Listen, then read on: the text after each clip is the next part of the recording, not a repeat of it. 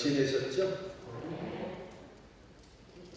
코로나19 때문에 많이 힘들어하고 있습니다. 빨리 이 코로나19가 우리가 종식되도록 해야 합니다. 그래서 우리 예배하시는 분들은 오실 때 철저히 마스크를 쓰시고 또 손을 집에서 잘 씻고 또 교회 들어올 때 소독제를 바르고 될 수 있으면 옆 사람하고 대화하는 것을 자제하고 또 나갈 때도 소독제를 손에 바르고 이렇게 해서 우리 성도들이 한 사람도 코로나19에 감염되지 않도록 해야 되고 또 우리가 끝까지 경계심을 놓치지 말아야 되는 것입니다. 성경에 보면 하나님이 이스라엘 백성들을 징계하시거든요. 하나님은 이스라엘 백성을 선민으로 삼으셨습니다. 자기 백성으로 삼으셨습니다. 그럼에도 하나님께서는 이스라엘 백성들을 징계하시는 때가 있는데 언제 징계하시냐면 하나님을 떠나고 우상 숭배하고 그들이 하나님의 말씀을 거역할 때입니다. 성경에도 그런 출애굽기에도 나와 있잖아요. 하나님을 사랑하고 믿음으로 살면 하나님께서는 천대까지 은혜를 주시지만 우상 숭배하고 하나님 말씀을 불순종하고 거역하면 3, 4대까지 벌을 주시겠다고 약속하셨습니다. 우리가 벌 받을 일을 하면 안 되잖아요. 우리들은 은혜 받고 복 받을 일을 해야 되지 벌 받을 일을 해서는 안 되는 거예요. 근데 살다 보면 우리들은 하나님을 모욕해 함으로 거역함으로 불순종함으로 우상 숭배함으로 우리가 때때로 알지 못하는 그런 징계를 받을 때가 있습니다. 근데 하나님께서는 이스라엘 백성들을 징계할 때 이제 대표적으로 세 가지 방법으로 징계를 하고 있습니다. 첫 번째 징계 방법이 바로 전염병입니다. 전염병. 이 전염병을 통해서 이스라엘 백성들을 이제 징계하시고 또 성경에 보면 히브리서에 징계가 없으면 사생자라고 그랬습니다. 내가 우리 자녀들을 징계하듯이 하나님도 자기 백성을 징계하신다. 그래서 잘못할 때는 하나님이 징계를 통해서 그들을 바로잡게 되는 것이죠. 전염병을 보내가지고 이스라엘 백성들이 전염병을 만날 때 하나님을 두려워하고 하나님을 다시 찾게 되는 것이죠. 그리고 두 번째 하나님의 징계 수단은 바로 기근입니다. 기근. 가뭄. 그래서 이런 것들을 통해서 또 하나님은 징계를 내리시고 그 다음에 세 번째는 하나님은 전쟁이라고 하는 것을 통해서 이스라엘 백성들을 징계하시는데요. 어쨌든 우리가 징계받을 일을 해서는 안 되고 우리가 복받을 일, 은혜 받을 일 이런 일들을 해서 하나님의 축복받는 그런 성도가 되어야 되는 것입니다. 분명히 코로나19가 또 나타나는 것도 우연이 아니고 하나님의 섭리 가운데 나타났는데 어떤 의미로 우리에게 나타났는지 우리가 극단적으로 설명할 수는 없지만 모든 것들을 종합적으로 우리가 생각해 볼 때 하나님이 우리를 더욱더 깨닫게 하고 또 우리 믿음을 한번 달아보고 또 이단들의 그 잘못된 정체를 아주 백일하게 드러내는 그런 과정으로 하나님이 우리에게 코로나19를 보냈다고 생각을 합니다. 그래서 우리가 끝까지 방심하지 말고 우리가 이 코로나19를 믿음으로 잘 이겨내야 될 것입니다. 요즘은 그 부자 기준이 바뀌었다고 해요. 옛날에는 부자 그러면 돈 많은 사람, 많이 배운 사람, 또 자식이 많은 사람, 권력을 지닌 사람 이런 사람들을 부자라고 했는데 코로나19 때문에 부자의 개념이 바뀌었대요. 요즘은 누가 부자냐? 마스크가 많은 사람이 부자예요. 마스크 많이 구해놨어요? 교회 마스크 지금 열심히 구하고 있는데 잘 그게 안 되네요. 그래서 이번 주 수요일까지 꼭 구해준다고 했는데 못 구하면 그냥 돌려준다고 했습니다. 그래서 다시 여러분들 돌려줄 텐데 수요일까지 꼭 구해질 수 있도록 여러분들 많이 기도해 주시고 또 기다려 주시면 좋겠습니다. 우리는 지난 주간에 참으로 희한한 장면을 목격했습니다. 신천지 교주 이만희 씨가 느닷없이 기자회견을 작성해서 횡설수설한 모습을 우리가 보았습니다. 이만희 씨는 방송 인터뷰에서 자신은 구원자도 아니고 그리고 죄진 예수도 아니고 이긴 자도 아니고 육체 영생, 다시 말하면 영생 불사, 죽지 않는 사람도 아니다. 하나님이 살아가면 살고 죽으라면 죽지 뭐 계속해서 살 수 있느냐 이렇게 대답을 했잖아요.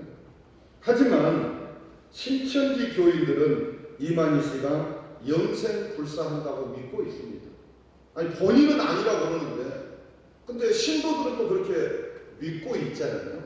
참으로 아이러니한 그런 사건입니다. 영생 불사라고 하는 것은 뭐냐면은 죽지 않고 영원히 산다는 거예요. 육체로 영원히 산다. 옛날에 이런 주장을 누가 했느냐면 영생교 조이성이가 했습니다. 조이성이가 영생교에 오면 죽지 않고 영원히 산다 라고 했는데 조이성이가 죽은 지가 꽤 됐습니다. 아마 다 썩어버리고 뼈 몇 조각 남아있을 거예요. 결국 사기치고 간 거지. 우리 성경 히브리서 9장 27절에 뭐라고 했습니까? 한 번 죽는 것은 정해져 있고 그 다음에는 심판이 있다고 그랬습니다. 한 번 죽는 것은 정해져 있습니다. 이 죽음을 피할 수 있는, 죽음을 정복할 수 있는 사람은 이 세상에 한 사람도 없습니다. 죽음을 정하신 분이 절대자이신 하나님이 정했기 때문에 우리는 죽음 앞에서 백지를 들 수밖에 없고 항복할 수밖에 없고 무릎을 꿇을 수밖에 없습니다. 그래서 한 번 죽는 것은 정해져 있다고 했는데 그런데 영생 불사한다? 성경을 뭐 잘못 봐도 한참 잘못 본 거지요. 그리고 성경 히브리서 9장 28절에는 이와 같이 그리스도도 많은 사람의 죄를 담당하시려고 단번에 들이신 바 되셨고 구원에 이르게 하기 위하여 죄와 상관없이 자기를 바라는 자들에게 두 번째 나타나시리라. 두 번째 나타난다는 것을 우리는 재림이라고 하잖아요. 누가 나타나는 거죠? 예수님이 나타나는 것입니다. 이만희로 나타난 게 아니고 예수님이 다시 우리들을 이제 구원하시기 위해서 두 번째 나타나신다 그랬습니다. 또 신천지 신도들은 이만희 씨를 보혜사라고 믿고 있습니다. 보혜사. 여러분들 보혜사가 뭔지 아세요? 보혜사라고 하는 말은 하나님이라는 말이에요. 우리 하나님을 삼위일체 하나님이라고 하지요. 삼위 할 때 위는 성부 하나님, 성자 하나님, 성령 하나님. 그래서 삼위. 그리고 일체다 이 말은 능력과 영광과 권능이 똑같다. 성부는 높고 성자는 낮고 성령은 더 낮고 아니고 성부와 성자와 성령이 모든 능력과 영광과 권능이 똑같다. 그래서 성부 하나님, 성자 하나님, 성령 하나님. 그래서 성자 하나님도 보혜사라고 했고 다른 보혜사를 보내주겠다고 했을 때 그 다른 보혜사는 바로 성령 하나님을 얘기하는 것입니다. 그래서 성령 하나님, 만약에 이만희 씨가 신천지 교인들이 이만희 씨를 보혜사로 믿는다면 그것은 곧 뭘로 믿는 거죠? 하나님이라고 믿는 것입니다. 여러분들 그런데 하나님이 만약에 그들이 보혜사라고 믿고 하나님이라고 믿는다면 이만희 씨는 하나님이 된 거잖아요. 근데 그 하나님이 TV에 나와서 횡설수설을 했습니다. 하나님이 횡설수설하면 되겠습니까? 하나님이 코로나를 몰라가지고 콜레라고 어떻게 하나님이 우리도 아는 코로나19를 몰라가지고 콜레라라고 이렇게 말을 합니까?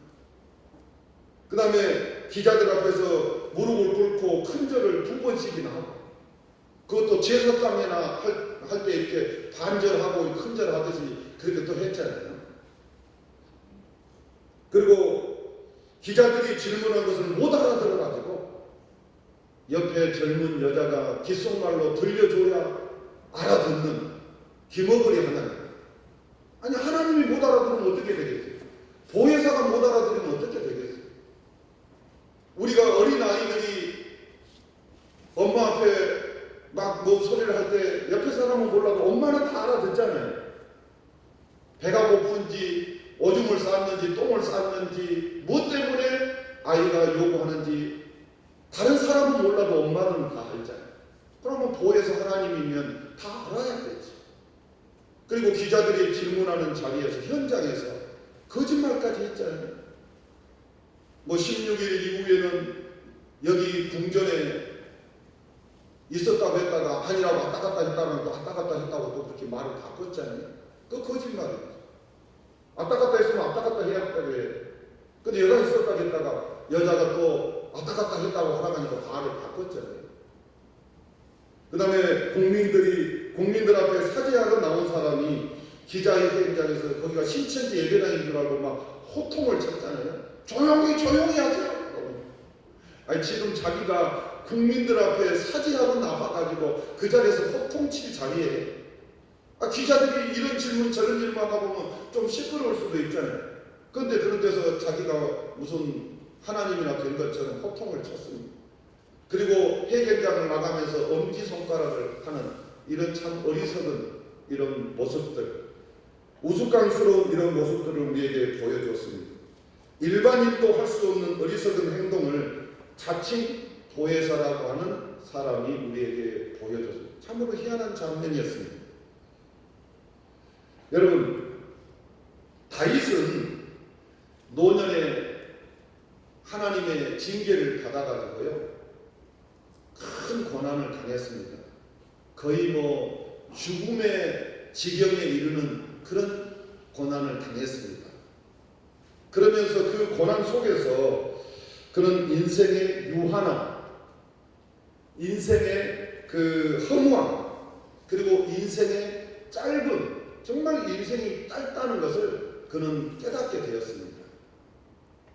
그래서 시편 39편 5절에 보면은 주께서 나의 날을 한 뼘 길이만큼, 자기가 다윗도 70년 살았잖아요. 70년. 30세 임금이 되어가지고 40년 동안 임금 노릇을 했으니까 70세 죽은 거잖아요.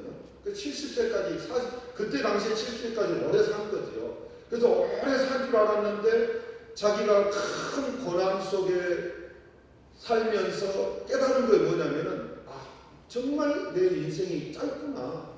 그냥 하나님 편에서 볼 때는 내 인생이 그냥 손 이렇게 한 뼘 넓이밖에 안 되구나. 내 인생이 한 뼘 넓이밖에 안 되구나.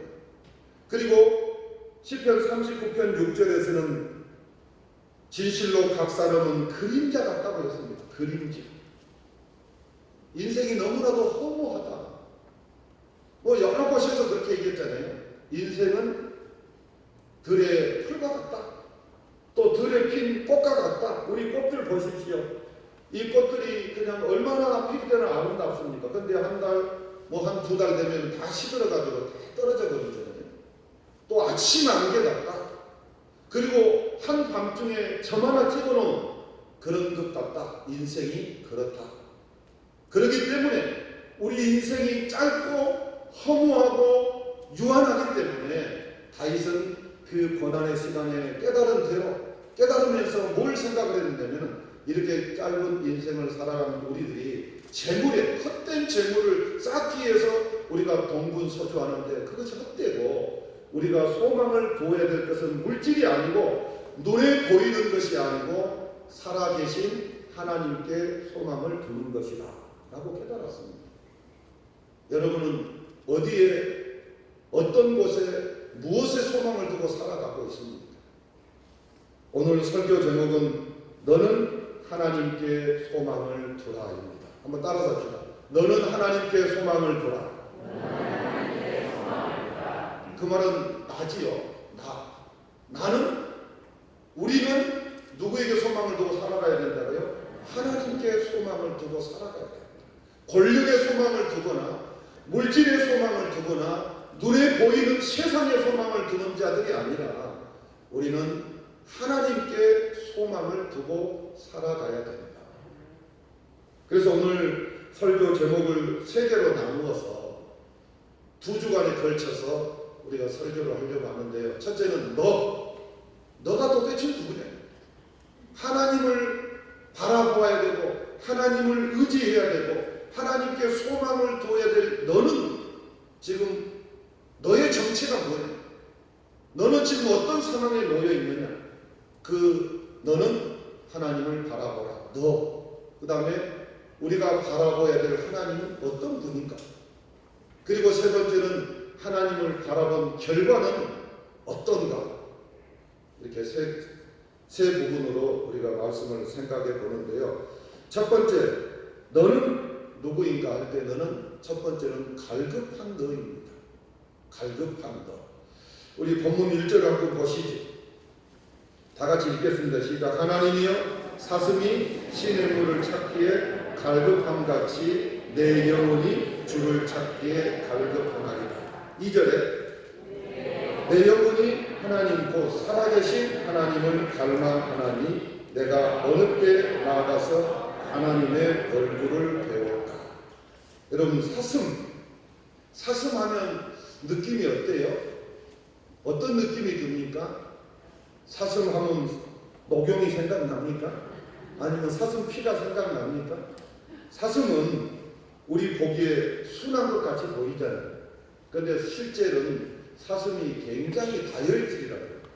그리고 성격이 아주 급하다. 사람들도 그러죠. 볼 때는 순하게 생겼는데 아주 다혈질인 사람이 있고 또 싸납게 생겼는데 아주 순한 사람이 있잖아요. 근데 사슴이 이렇게 다혈질이고 급하다. 그래서 다혈질이고 급하기 때문에 그 팔레스타인 지방은 고온 다습하기 때문에 사슴이 자주 어떻게 되죠? 목이 마르는 거예요. 목이 마를 때 이 성격이 급하고 열이 많기 때문에 그냥 막 그 신의 물을 막 찾기 위해서 막 몸부림을 치는 소리를 지르면서 찾는 것이 바로 동물이 바로 사슴이라고 합니다.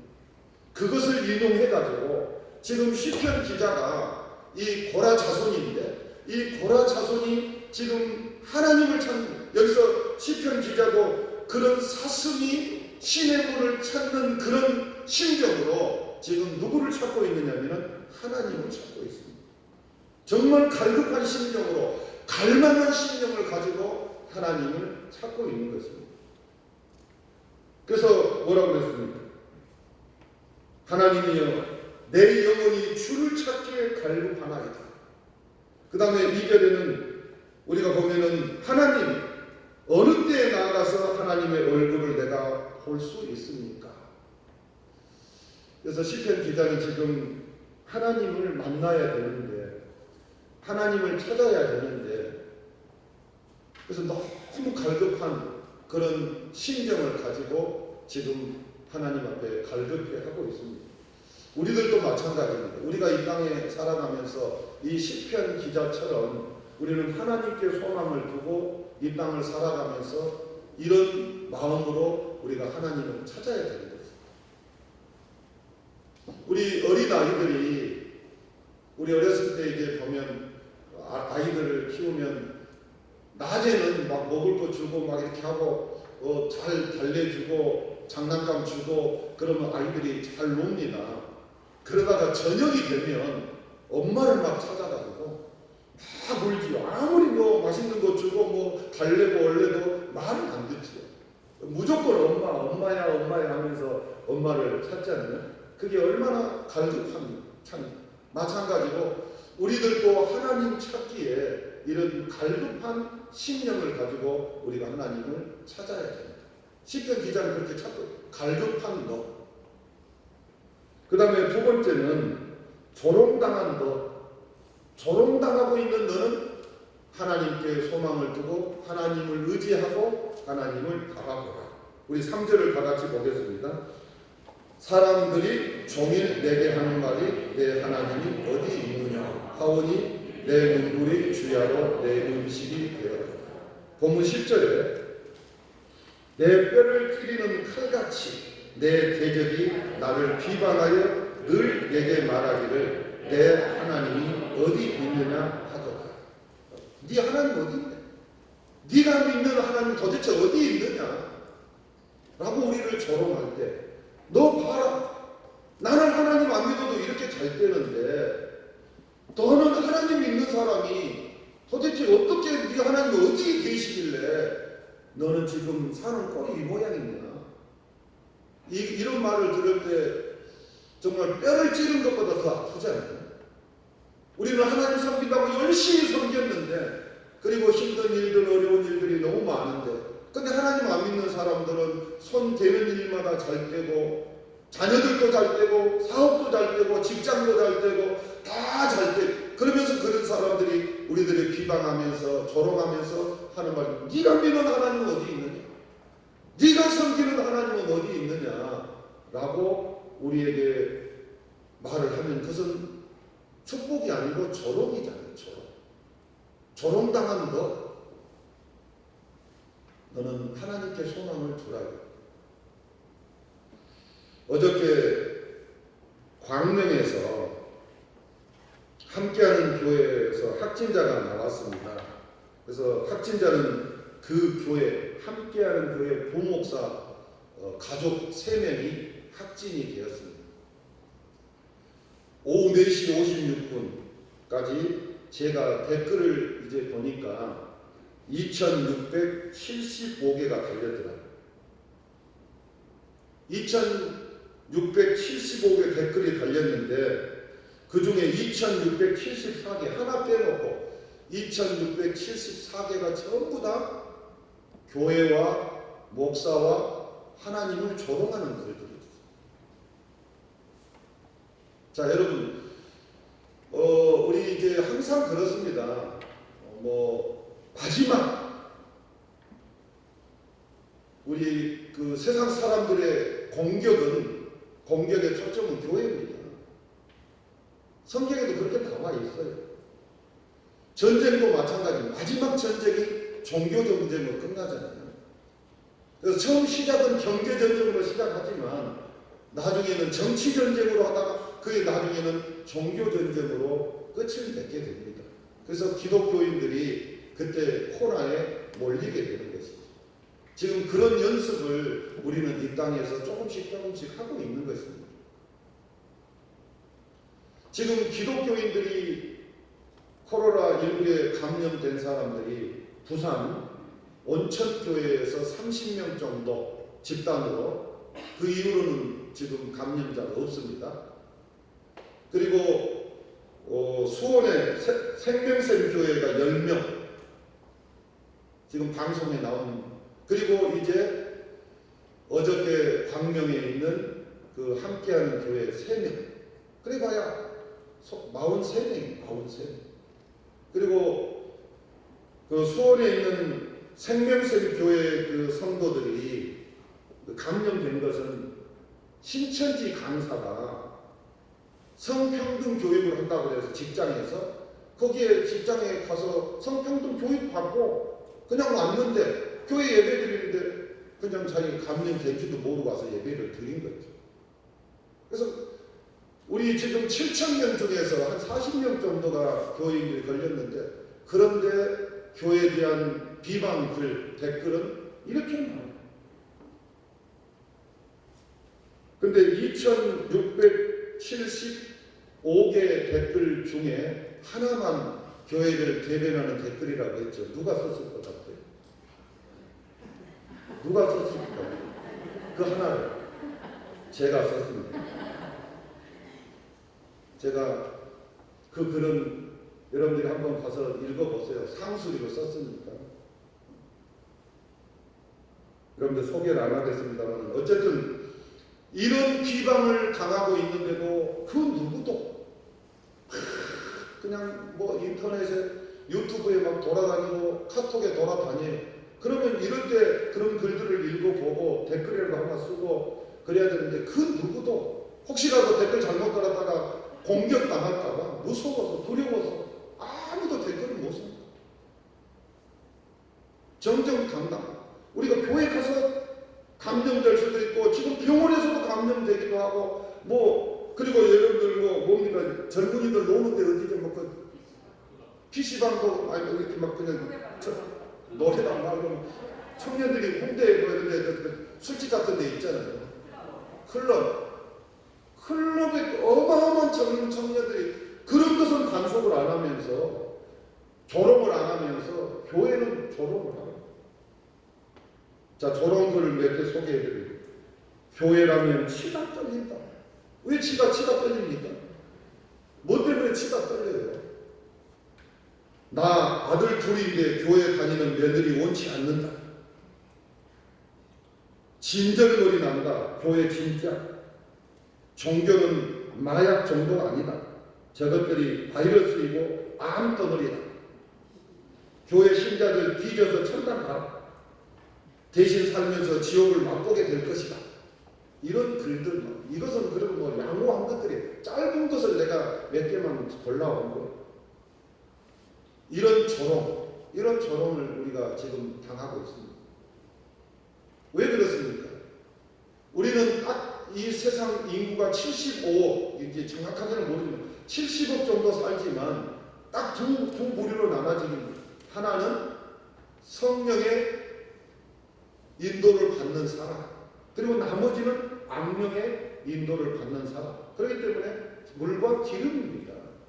그래서 이들은 우리들을 공격하게 돼 있어요. 우리를 공격의 대상으로 조금만 잘못해도 모든 그 화살을 교회에다 쏟아붓는 그런 역할을 세상 사람들이 하고 있는 것입니다. 그럴 때 우리들은 정말 댓글도 달아야 되고 그러면서 우리는 정말 하나님께 소망을 두고 하나님을 바라면서 하나님을 의지하면서 우리가 살아가야 되는 것입니다. 그 다음에 너는 또 어떤 사람이냐? 마음이 상한 너. 마음이 상한 너. 우리 본문 4절을 다 같이 한번 보시죠. 시작. 내가 전에 성의를 지키는 무리와 동행하여 기쁨과 감사의 소리를 내며 그들을 하나님의 집으로 인도하였더니 이제 이 일을 기억하고 내 마음이 상하노라. 시편 기자가 마음이 상한 이유가 뭐냐면 지금 고난을 당해가지고 어려움을 당해서 하나님 앞에 예배할 수가 없는 거예요. 그 전에는 이런 고난을 당하고 이런 어려움을 당하기 전에는 그가 이렇게 성일은 주일이잖아요. 주일을 지키는 무리들과 함께 동행하면서 교회 와서 기쁨과 감사의 소리를 내며 찬양하며 기도하며 우리가 봉사하며 섬기며 교회 와서 그리고 또 세상 사람들을 하나님 앞으로 전도하며 이렇게 시간을 보냈는데 지금은 그렇게 할 수가 없다 이것입니다. 지금 그런 상황이 안 된다 이것입니다. 그래서 그는 이렇게 마음이 상해 있는 것입니다. 요즘 많은 교회들이 예배를 못 드리게 하니까 특히 대형교회, 뭐 대형교회뿐만 아니에요. 작은 교회들도 문 다 닫았다. 그래가지고 지난번에도 왔는데 수요 예배도 안 드리고 새벽에도 안 드리고 그리고 요즘 막 휴가라고 그러더라고요. 휴가. 그러나 이제 믿음 있는 사람들은 이렇게 코로나19 때문에 마음 놓고 예배드리지 못한 것 때문에 또 인터넷으로 예배드리 성전에 나와서 예배해야 되는데 성전에 나오지 못한 또 여러 가지 사정들이 있잖아요. 그것 때문에 집에서 예배를 드려야 되는 것 때문에 정부에서 계속해서 또 언론이 막 계속 떠들어대고 예배하지 마라 한 것 때문에 그래서 마음들이 많이 상하잖아요. 고통을 당하고 있습니다. 그런 너는 하나님을 바라고 하나님께 소망을 둬요. 그 다음에 낙심한 너. 우리 5절을 다 같이 보시죠. 시작. 내 영혼아 내가 어찌하여 낙심하며. 6절에 내 하나님이여 내 영혼이 내 속에서 낙심되므로. 그 다음에 11절에도 내 영혼아 내가 어찌하여 낙심하냐.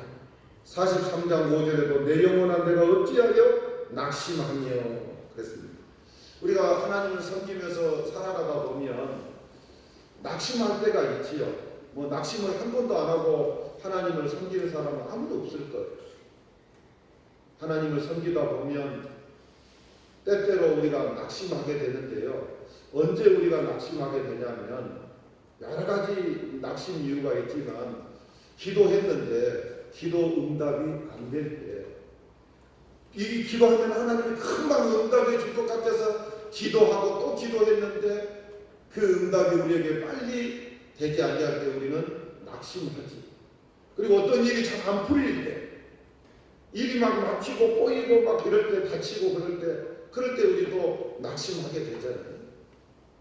그리고 우리 고난이 길이 길어질 때, 고난이 좀 빨리 지나갔으면 좋겠는데 그 고난이 끝나지 않고 막 길어질 때 우리는 그 고난 앞에서 낙심을 하게 되고, 욥도 참 믿음이 좋은 사람이었지만 그래서 막 그냥 처음에는 믿음으로 막 이겨냈지만 그 어마어마한 고난을 당하면서도 입을 열어서 어리석게 원망하지 않고 그 고난을 묵묵히 이겨냈지만 그 고난의 시간들이 길어지다 보니까 하나님을 대놓고 원망을 못해도 자기 스스로 왜 내가 어머니 뱃속에서 태어날 때 낙태되지 않았을까?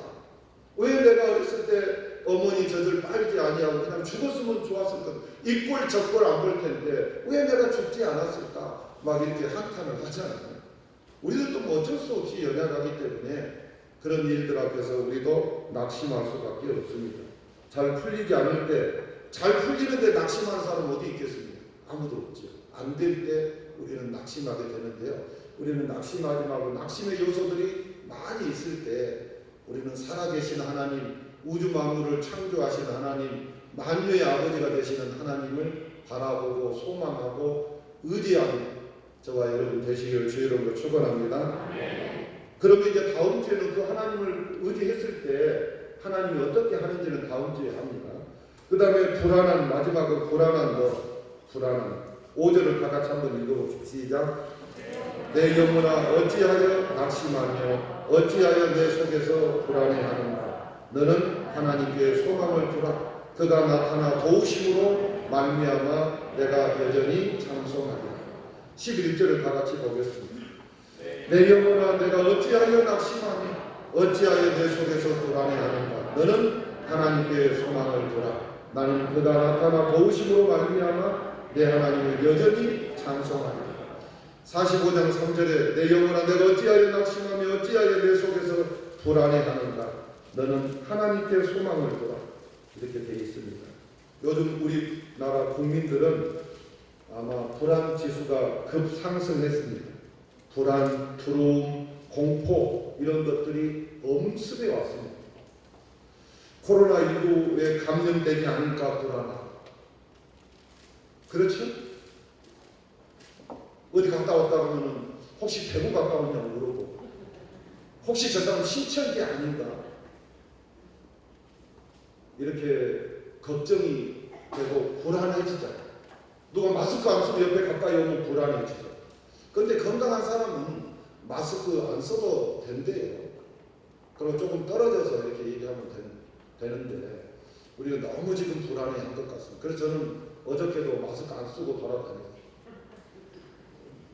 그 조심을 해야겠죠. 조심을 해야 되지만 건강한 사람 안 써도 된다고 그래서 안 쓰고, 그 다음에 경제적으로 또 어려워서 우리가 불안합니다.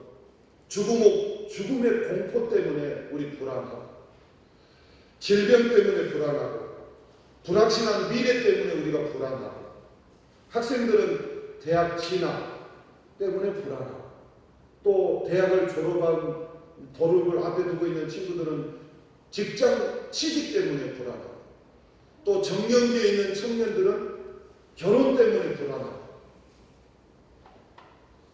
그 다음에 정치인들은 뭐 때문에 불안하겠어요? 지지율 때문에, 지지율이 떨어질까 불안하고. 또 연세가 많으신 분들은 혹시라도 코로나19에 감염되어 죽을지 않을까 걱정해서 불안하다. 이런 불안 속에서 우리가 살아가고 있는데 우리 현실이 너무나도 불안한데 이런 불안 속에 있는 우리들이 바라봐야 될 것, 우리들이 기대해야 될 것, 우리가 의지해야 될 것은 누구냐 하면은 하나님이라고 했습니다. 하나님을 바라. 하나님께 소망을 둬라. 그러면 우리가 다음 시간에는 또 이제 우리가 바라볼 하나님은 어떤 분인가에 대해서 설명을 할 것인데요. 우리가 이렇게 갈급한 자리, 조롱당하는 자리, 마음이 상한 자리, 낙심하는 자리, 불안한 자리에 벗어나려고 하면, 이런 자리에서 우리가 벗어나려고 하면 어떻게 해야 되느냐? 하나님을 바라보아야 됩니다. 하나님께 소망을 두어야 됩니다. 하나님께 소망을 두고 한 주간 동안 믿음으로 승리하시기를 주의 이름으로 축원합니다.